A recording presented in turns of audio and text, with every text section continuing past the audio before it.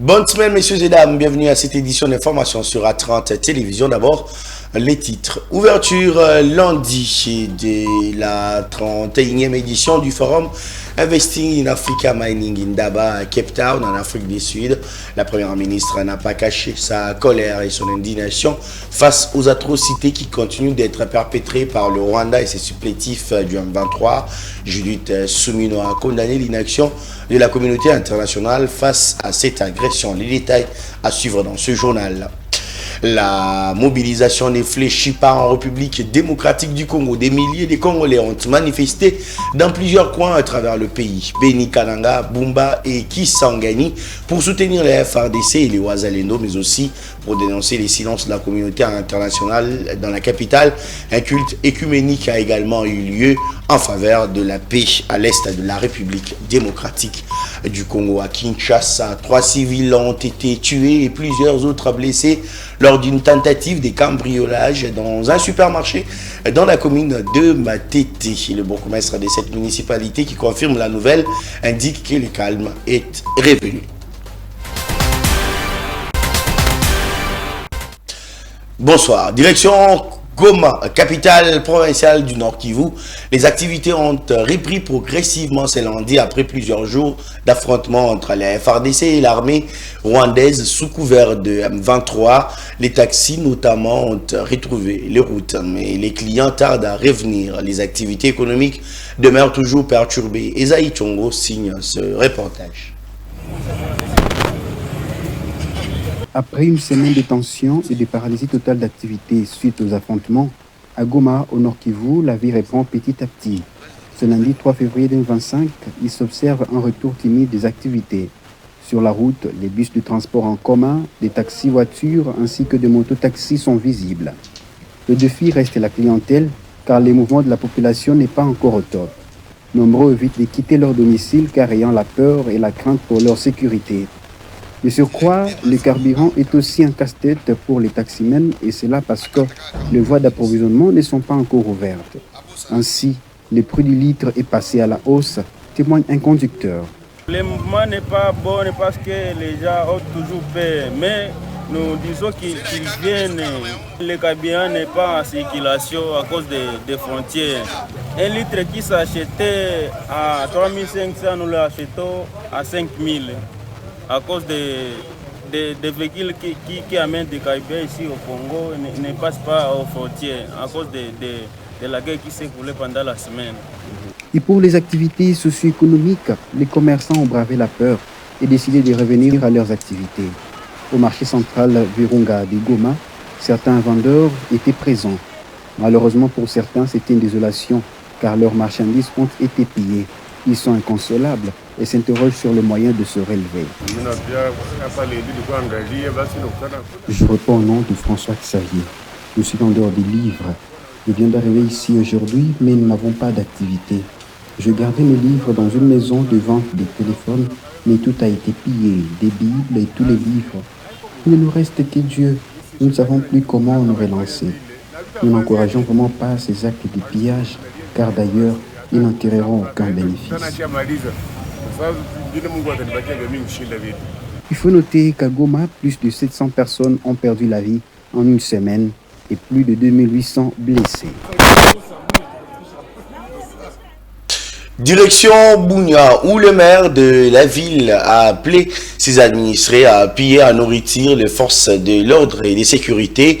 Le commissaire supérieur Bosco Kola a lancé cet appel ce lundi, ceci dans le cadre de l'éveil patriotique souhaité par le commandant suprême, le président de la République. C'est ici, dans la cour de la mairie de Bunia, que l'autorité urbaine a lancé cette opération de soutien aux éléments des forces de l'ordre et de sécurité qui mènent des patrouilles diurnes et nocturnes dans la ville. Ces gestes rentrent dans la gibecière de l'éveil patriotique, affirme le commissaire supérieur principal, Mbouikola Bosco. Aujourd'hui, nous devons appuyer nos militaires. Parfois, nos militaires travaillent sans manger. Alors, comme ils travaillent sans manger, on dit le ventre creux n'a point d'oreille. C'est pourquoi nous subissons aussi beaucoup de tracasseries pendant les patrouilles, pendant les roadblocks, pendant les exercices de la nuit. C'est pourquoi nous avons voulu essaie un peu de donner ces petits gestes pour que les policiers, les militaires ne tracassent plus la population de la ville de Bunia.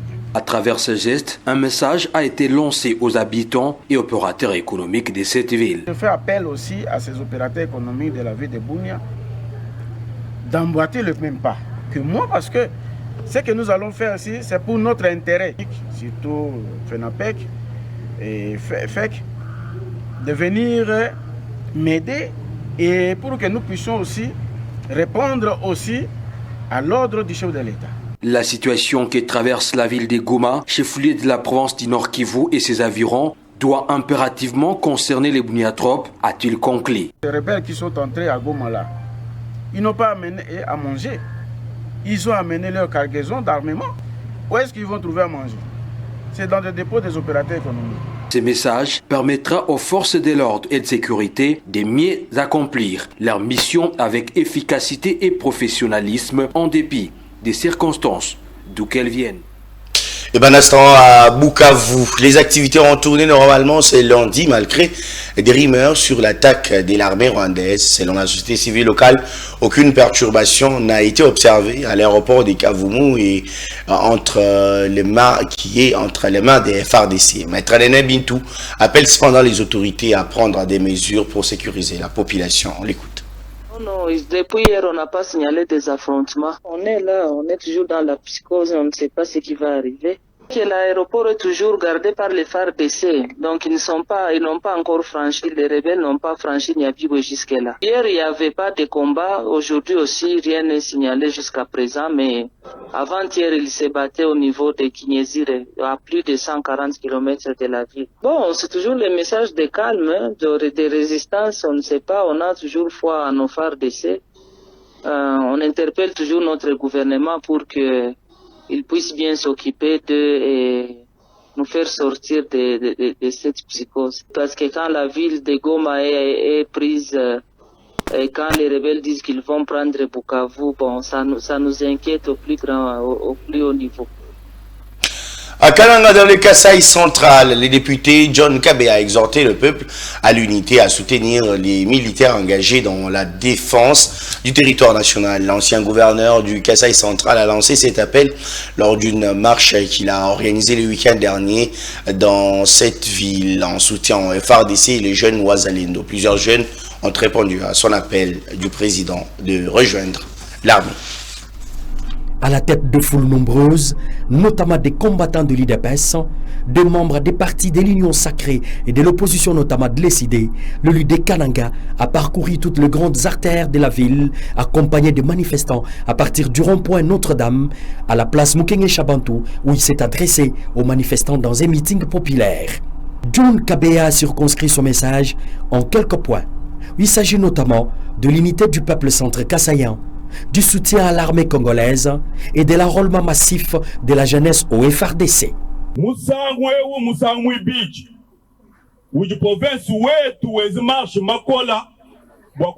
Chers centre-kassaïens, notre pays est attaqué et nous devrions éviter la distraction. Ce n'est pas le moment de passer dans des médias pour s'attaquer mutuellement. Ils nous sont nous comme un seul homme pour combattre l'ennemi qui est à la porte. Continuons à soutenir le président de la République qui ne dort pas. Nos forces armées et nos jeunes volontaires Ouazalendo pour vaincre l'ennemi.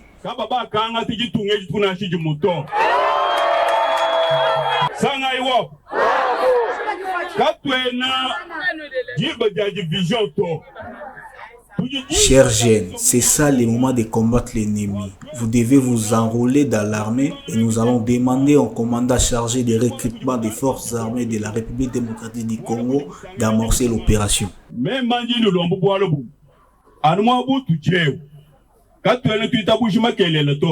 À leur tour, les partis membres de l'Union sacrée ont, dans un message de soutien à l'occasion, condamné avec véhémence l'attaque de l'Est de la RDC par le Rwanda et son supplétif du M23 avec leurs partenaires. Le parti politique de l'Union sacrée Kasaï central exige notamment des sanctions de la communauté internationale à l'endroit du Rwanda. L'inaction de la communauté internationale face à l'agression rwandaise et exploitation illégale des minerais en République démocratique du Congo, dénoncée par Judith Soumino à l'occasion de la 31e édition du forum Indaba Mining en Afrique. La chef du gouvernement, qui n'a pas effectué les déplacements au regard des urgences au pays, est intervenue par visioconférence. Elle a signifié que les ressources minières en Afrique doivent être un vecteur de développement et non celui des affrontements. Suivez. C'est avec une gravité ressentie et une émotion profonde que je m'adresse à vous en cette journée solennelle, marquant l'ouverture de la 31e édition du forum Investing in African Mining Indaba. Au nom de son Excellence, Monsieur le Président de la République démocratique du Congo, Félix Antoine Tshisekedi Tshilombo. En ce moment où je m'adresse à vous, les cris de détresse résonnent à travers mon pays, portés par une douleur indicible. La République démocratique du Congo, notre patrie, est de nouveau frappée par une guerre inhumaine et lâche, orchestrée par la barbarie du régime rwandais actuel. Nous avons entre nos mains l'opportunité unique d'écrire une nouvelle page de l'histoire minière africaine, où nos ressources naturelles seront les vecteurs du développement humain pour un avenir continental plus radieux. Mon pays est prêt à relever ce défi avec une ambition renouvelée de faire de son secteur minier le levier du développement socio-économique de l'Afrique entière. Insécurité à l'est du pays, on en parle dans cette édition d'information. Sachez que le pays reste ferme dans sa détermination de récupérer rapidement toutes les zones occupées par les rebelles et l'armée rwandaise. Déclaration de Patrick Muyaya lors du briefing presse co-animé samedi avec le ministre de la Santé publique. Selon le gouvernement congolais, il y a un carnage dans la ville de Goma avec environ 773 morts dénombrés dans les hôpitaux.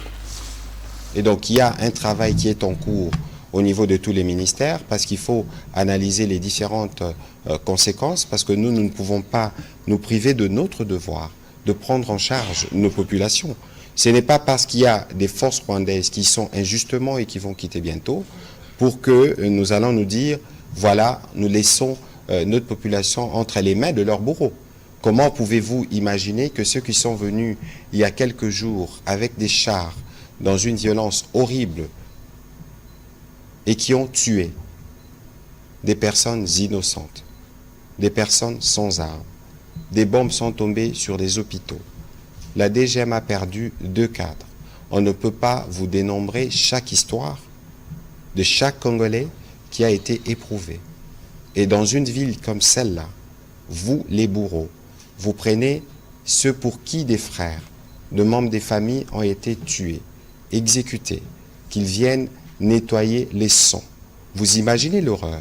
Et derrière ça, vous avez des Congolais qui sourient parce qu'ils ont vu les sangs de leurs frères être déversés ou parce qu'ils pensent qu'ils peuvent occuper des positions. Il faut qu'on se pose la question de notre humanité. Si ils sont prêts,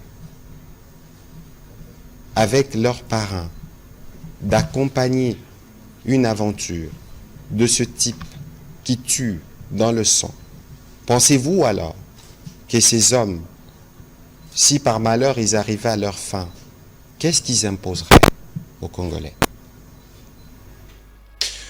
Le Congo de Lumumba peut toujours compter sur le soutien des pays de Nelson Mandela. Le président Cyril Ramaphosa de l'Afrique du Sud a renouvelé sa détermination à soutenir le peuple congolais sur son compte X. Sur son compte X, le président Cyril Ramaphosa a écrit, je cite, « En tant que pays, nous avons le devoir de soutenir les nations d'Afrique dont la solidarité et le soutien matériel ont contribué à assurer notre libération. L'Afrique du Sud ne relâchera pas son soutien au peuple de la RDC afin qu'il puisse jouir de la paix et de la sécurité qu'il mérite. » Fin des citations. L'inspection générale de la police se mobilise face à l'agression rwandaise. Pour sa réunion de commandement de ce lundi, Les commissaires divisionnaires principal Philomène Patience Mouchidiav a appelé les cadres de l'inspection générale de rester en alerte et d'aller défendre le pays si les devoirs l'obligent. Le numéro de cette institution a aussi rappelé les grandes missions de l'inspection générale de la police concernant la lutte contre les violations de droits humains. Reportage.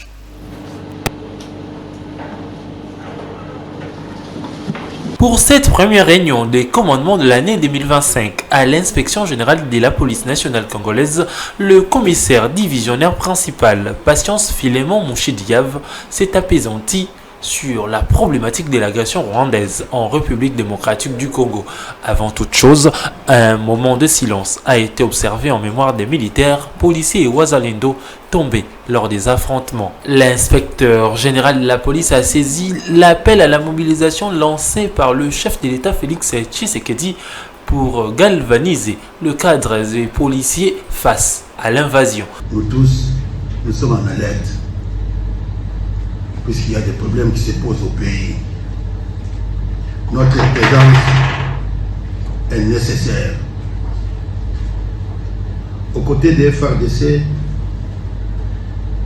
les policiers de l'IG, nous devons les prêter main forte. Nous devons être debout. Voilà pourquoi je vous mets en alerte. Cette guerre, ce n'est pas l'affaire d'une seule personne, c'est l'affaire de tout un pays dont nous tous nous sommes membres. Le général Patience Mouchidiav a insisté sur les missions de l'inspection générale de la police face notamment aux violations des droits de l'homme par les policiers. Il a annoncé une mission des inspecteurs à travers la ville de Kinshasa dans le cadre de la lutte contre les tracasseries et arrestations arbitraires. Lutter contre les arrestations arbitraires. Lutter contre les détentions illégales. Lutter contre les tortures, les brutalités, le traitement cruel, dégradant et inhumain lors de l'arrestation des citoyens congolais. Interpeller les auteurs des actes de violation des droits humains et les déférer devant les juridictions compétentes. Le respect des missions de l'inspection générale de la police sera encore de rigueur en 2025, a dit le commissaire divisionnaire principal, qui a également martelé sur la vision qui est de rétablir la confiance entre population et agents de l'ordre. Reportage de Corneille Loubaki dans cette édition d'information. Un culte écuménique a eu lieu ce lundi à Kinshasa, dans la capitale de la RDC. Objectif, prier pour la nation. Lors de cette célébration écuménique, des confessions religieuses ont donné 70 heures à la communauté internationale afin d'exercer la pression sur les Rwandais pour qu'ils retirent ces militaires au pays, faute de quoi des actions de grandes envergures seront envisagées.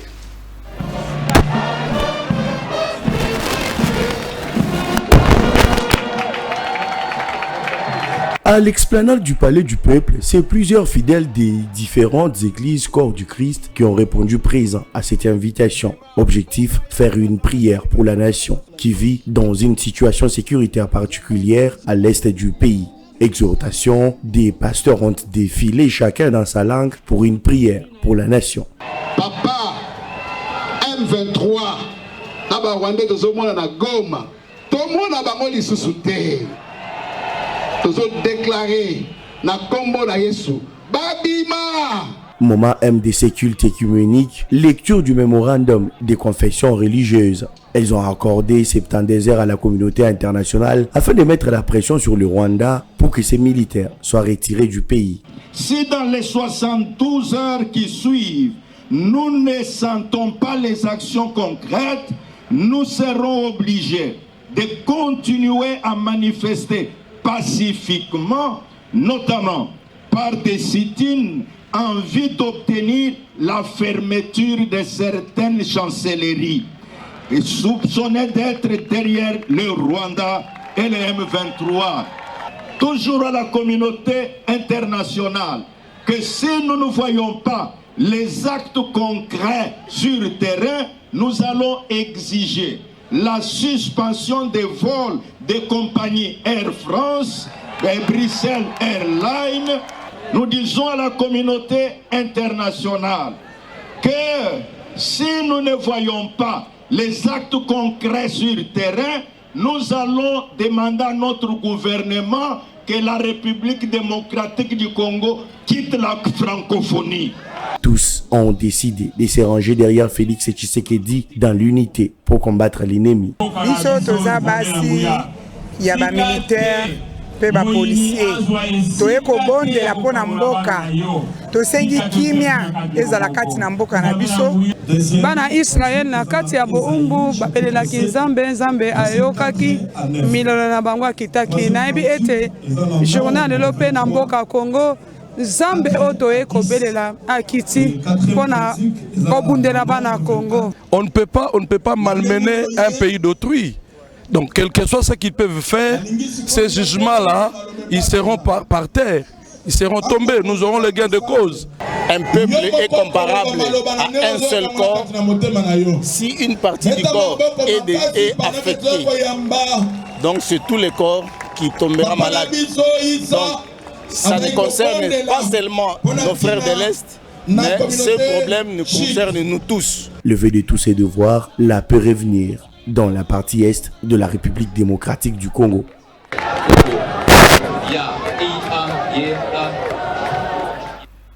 Et de son côté, le secrétaire général d'intérim de l'UDPS, désigné par la CDP, Deogracias Bizibou, appelle la jeunesse congolaise, et en particulier celle de la formation politique, de sa formation politique à s'enrôler dans l'armée pour combattre le rebelle M23 soutenu par l'armée rwandaise.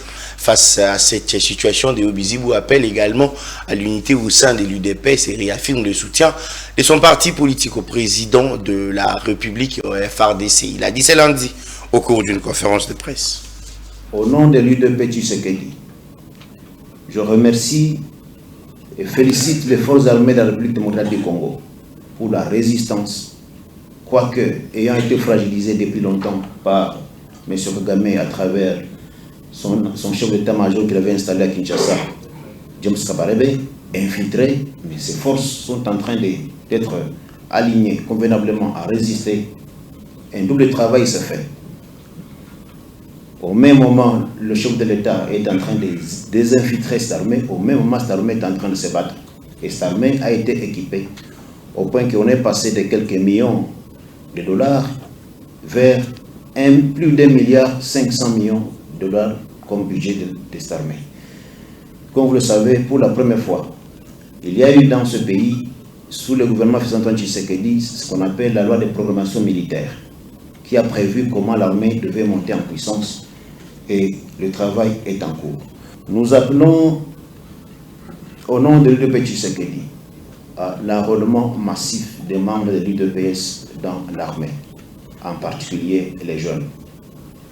Nous insistons ici qu'il est question de la défense de la patrie. Ici, nous devons taire les divergences, qu'on soit opposant, qu'on soit au pouvoir. Il est question ici, comme j'ai dit, cette guerre a commencé avant même que Félix Tshisekedi ne soit chef de l'État. Au niveau de l'UDPS, notre parti, nous en appelons solennellement à l'unité au sein du parti. Lorsque le pays est attaqué, nous devons mettre de côté les divergences d'approche et converger ensemble. J'appelle tous les cadres de l'UDPS, tous les membres de l'UDPS à travers le pays jusqu'à l'extérieur du pays. Nous devons nous souder les coudes pour que, ensemble, derrière le chef de l'État, nous puissions être rangés pour que nous puissions mettre l'ennemi dehors et que ça soit une fois pour toutes. Parce que M. Kagame en a déjà fait trop et il devra payer absolument. Le peuple congolais devra lui montrer de quoi que depuis très longtemps ce peuple est déterminé à sauvegarder l'intégrité de son territoire. Après les bilans provisoires des morts et des blessés établis par le gouvernement congolais à Goma, la SBL, FAMAMA et quelques organisations de la société civile appellent à l'ouverture d'un couloir humanitaire, ceci pour assurer la prise en charge des personnes blessées. À travers un livre de messages ouverts ce lundi, ces structures ont exprimé leur soutien au FARDC et à la population de l'Est du pays. En quelques heures, le bilan est désastreux.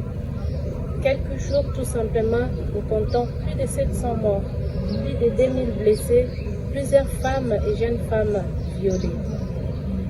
Les déplacés des guerres qui vivaient dans des camps sont sommés de retourner chez eux. Ça nous inquiète parce que chez eux où ils vont rentrer, c'est où? Ils ont fui la guerre. Des Massissi, des Rutshuru, des Nyiragongo, ils ont fui la guerre. Déjà, leur prise en charge humanitaire n'était pas suffisante. Pendant qu'on plaidait pour qu'on améliore la prise en charge et la réponse humanitaire, voilà que la situation se détériore encore. Et avec ça, la sécurité et la paix qui continuent à être encore plus menacées que jamais. Aujourd'hui, nous n'avions pas un atelier ni une conférence. Nous sommes en deuil.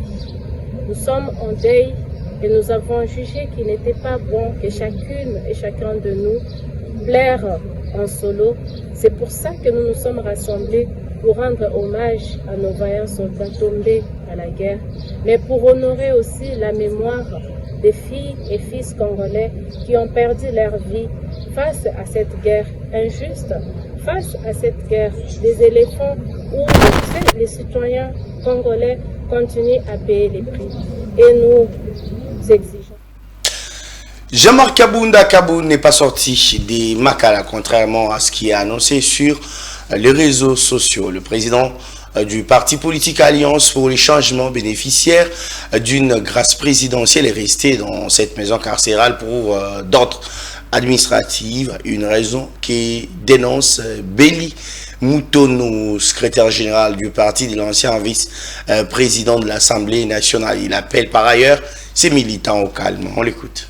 Ce sont des raisons liées sécuritairement pour contenir la foule, c'est des informations que nous avons reçues sur les lieux, et probablement aussi liées aux formalités administratives, puisque hier, vous savez, c'était un dimanche, et qu'il fallait joindre tous les intervenants dans ce dossier-là pour avoir, je sais pas moi, une signature. Pourquoi? Bref, ce sont les informations que nous avons reçues au niveau de la prison centrale, mais nous déplorons un peu cette attitude de vouloir toujours faire traîner les dossiers du président Jean-Marc pendant que la population congolaise est en attente. Donc, l'exécution même d'une ordonnance, lorsque ça pose problème, alors la maladie de la justice n'est pas prête à finir en RDC. Le jour où on ne sait pas les définir, nous sommes en attente.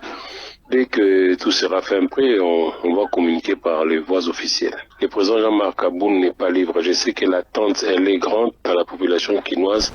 Je leur demande de prendre juste un peu leur mal en patience dans les jours ou les heures qui viennent, le président Jean-Marc sera libre.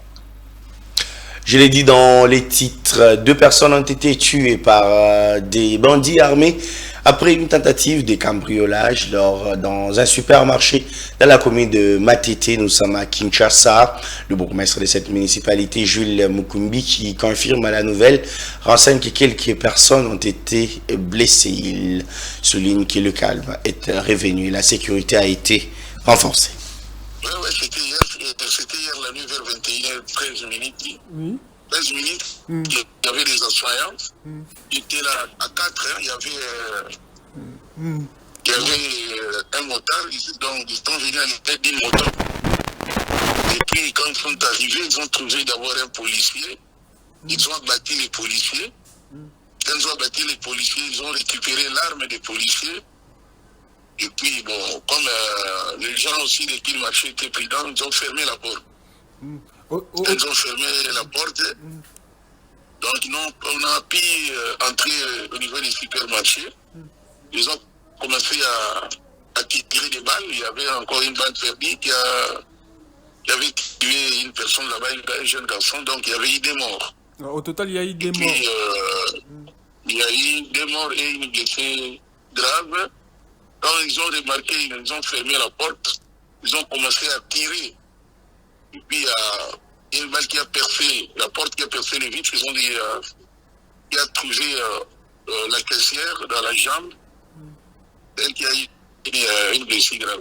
Donc moi-même, hier, j'avais quitté ici, j'avais quitté Kinshasa à 0h30. Il fallait d'abord sécuriser les Indiens là. Quand ils sont partis, moi aussi, j'allais à la maison. Aujourd'hui, j'étais là le matin. Donc, on a mis des policiers. Il y a plus ou moins 15 policiers qui sont là. On a sécurisé l'endroit et puis maintenant, j'ai demandé au ministre de l'Intérieur. Il m'a dit non, il faut ouvrir. Donc, c'est déjà ouvert. Donc, maintenant, la situation est calme. Les habitants n'ont pas un problème. La population sont sécurisée. On a placé plus ou moins 15 policiers qui sont là. Mais c'est déjà ouvert. Maintenant, ils ont repris les promesses. Les blessés sont en Kankokolo et puis les démons sont à Mamayo. Madame, monsieur, ça est fini pour cette grande édition d'information. Merci à vous de l'avoir suivi. L'actualité reste en continu sur les www.actu30.cd. Au revoir.